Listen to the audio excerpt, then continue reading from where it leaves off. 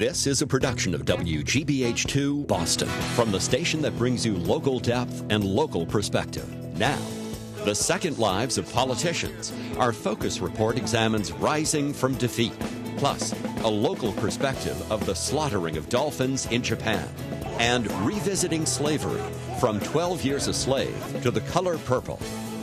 From the WGBH News studios, this is Greater Boston.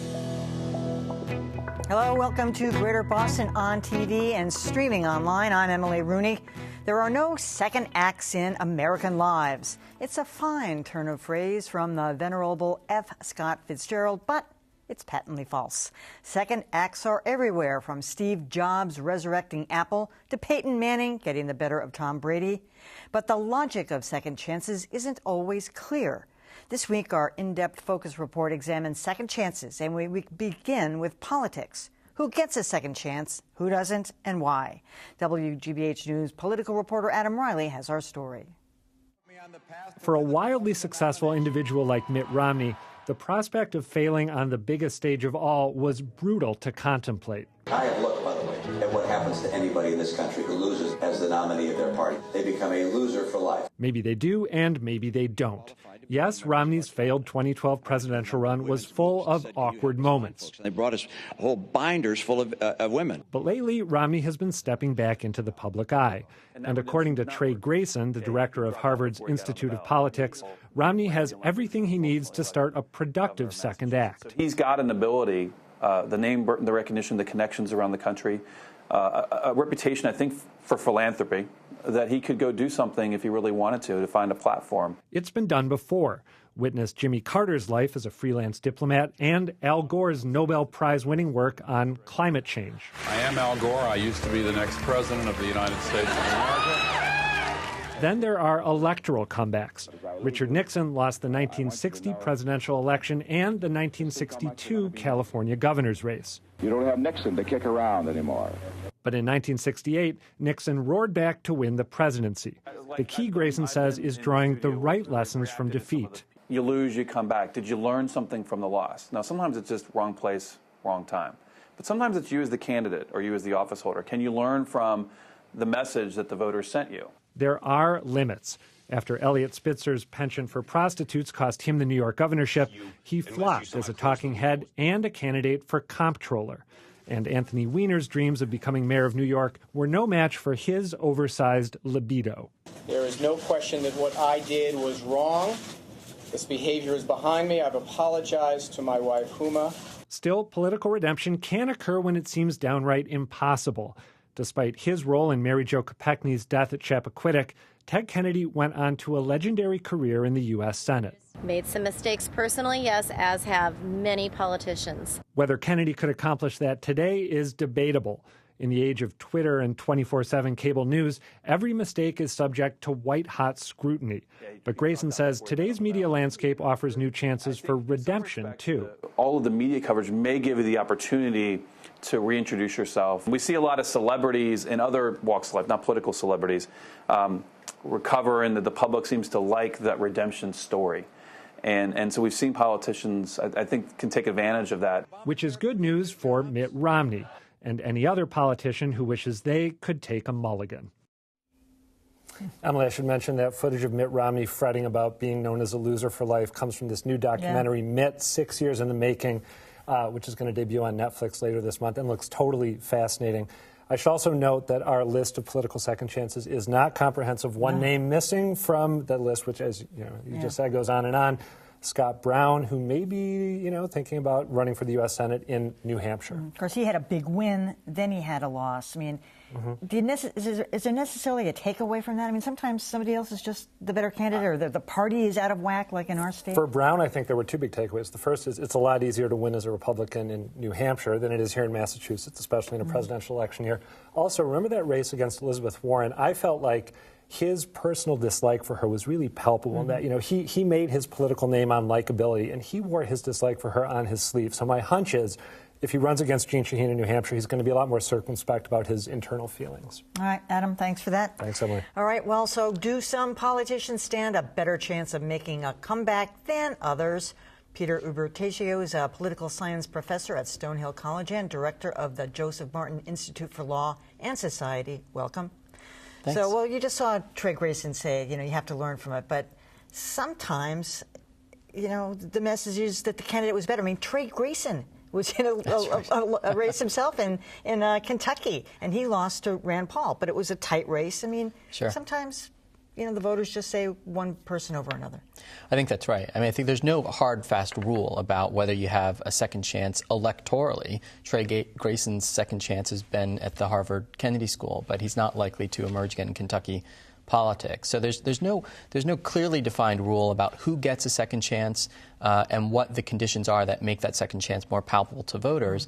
But I do think there are some conditions that have to be present, and that includes having a very strong political network onto which you can rely if you want to come back electorally, and also having a good degree of humility, which is not easy for a politician because they don't like to admit mistakes. And so the politicians who really do learn if they've made a mistake and how to move on are those that have the appropriate mix of humbleness with their ego so that they can do that. It appeared that Eliot Spitzer did. It turns out he didn't. We never thought Anthony Weiner had it.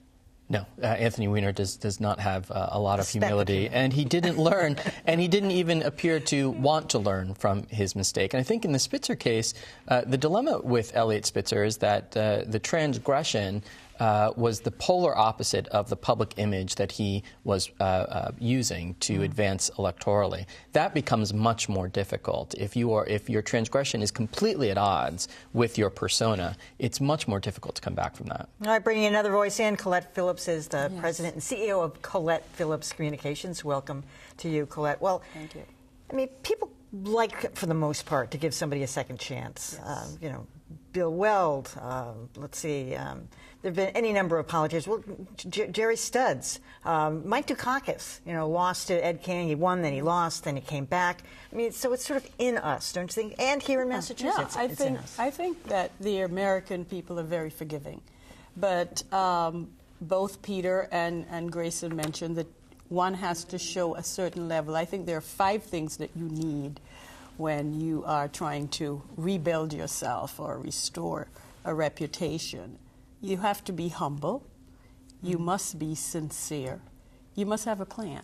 You must be reflective, self-reflective. What can I learn from this? What did I do? How did I go wrong? And then the third is a very supportive group of friends or a network that can really hold you accountable. If you did something egregious, in which case none of the people we mentioned have, but if you did... Well, Spitzer Weiner did. To hold you accountable. Yeah. And I think the people who get second chances are the people who have strong supportive networks who are willing to really sort of hold you strongly accountable. Well, we have an interesting case building here in Massachusetts where 2 people who lost fairly dramatically. Yes. Martha Coakley, of course, lost the Senate race to Scott Brown. And then we had Charlie Baker, who lost to Deval Patrick the time around. And he has said, though, that he's going to completely change his M.O. Here's a little bit of how he says he's going to change. That sunny, let's go get him, let's take the hill, let's climb the mountain, Charlie Baker, that we all know so well, we didn't see much of him in the campaign. Seeing a different one? We haven't seen him that much yet, but are we going to see, do you think, Peter, a completely different Charlie Baker? Is it possible to remake yourself? It is possible to remake yourself, particularly if you're someone like Charlie Baker, who has this sort of before 2010 personality and reputation, and then a reputation that he developed during the 2010 election, which was more negative, and according to most people who watch him, didn't suit him very well. So he's not sort of remaking himself completely. He's going back to what most people thought about Charlie Baker before that campaign in 2010. That can work for him, and it has to, because the 2000 race was not a strong showing for him. It was not his best personality. It wasn't his game face, and I think he recognizes that and has admitted as much. Martha Coakley, of course, was the opposite. She was arrogant in a sense. She really thought she had it in the bag. Yes. She made offhand comments like, what do you want me to do, stand outside of Fenway Park and shake hands? So can she remake herself? I think she can. I think being warmer, being more engaging with I think she came across the last time around as being very cold and aloof and somewhat arrogant, and as you said, it's already mined, you know, and I think she could remake herself. What about some local politicians? We saw, of course, Washington, D.C., Marion Barry come back after, you know, smoking dope. He did a stint in jail, for heaven's sake, smoking dope or crack, whatever it was. What about Diane Wilkerson or Chuck Turner? Are they done politically, do you think? Well, I think there are three things that I think can happen for them. They can restore their reputation to some extent. They can certainly rehabilitate themselves with a good dose of humility and reflection and redeem themselves. I think that we have seen Diane has been out and about. Yes, she has. I saw her at the mayor's inauguration, and Peter was mentioning earlier that when we were in the green room that he saw her at a New England council. So she's beginning to sort of get out and about and to, you know, so I think she can. It depends on what her second act will be. Yeah. I think that the question is, do they want to regain political office? That is a different, you know, threshold, because if that's your goal, then you've got to go on a speaking tour, you've got to go on a listening tour. You really have to be very open and honest about any mistakes that you have made. But we saw recently with a member of Congress from Florida who was caught doing drugs, who then went into rehab and then went back to his district to make amends. I don't know if that person will be reelected or not, but I think in the cases of politicians who have been caught doing things they're not supposed to do, maybe have served jail time, they can have a second chance electorally. People are willing to remember what they liked about them the most and forgive that moment that they disliked. Yeah, you look at North Carolina Governor Mark Sanford, you know, got caught with, you know, having an affair, and now he's the senator from that state. That's true. All right, Colette Phillips, Peter Bertescio, thank you so much for coming. Thank you.